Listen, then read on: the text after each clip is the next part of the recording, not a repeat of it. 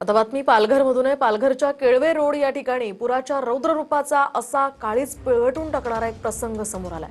घरात शिरलेल्या पुराच्या पाण्यामुळे एका कुटुंबाला तब्बल 4 तास मृतदेह घेऊन घराच्या छतावर बसण्याची ही वेळ आली आहे। एका बाजूला मृतदेह तर दुसऱ्या बाजूला स्वतःचा जीव वाचवण्याची त्यांची धडपड पाहायला मिळते।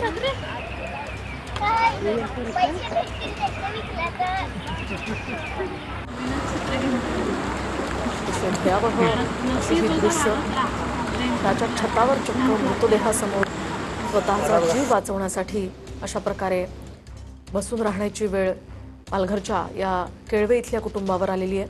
मुसळधार पावसाचा हा असाही परिणाम त्या ठिकाणी पाहायला मिळाला।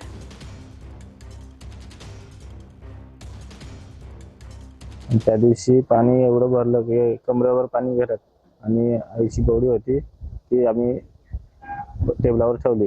टेबल पण तळायला लागला। मग काय करू सुचलं नाही, तर मग किचन मध्ये गेलो, 2 पत्रे फोडले, मग बॉडी वरती गेली, सगळं माणसानं वरती घेतलं। पाणी कमी झाल्यानंतर मग खाली आलो, बघितलं सर्व म्हणजे नीट केलं आणि बॉडी खाली घेतली, मग टेबलावर ठेवली।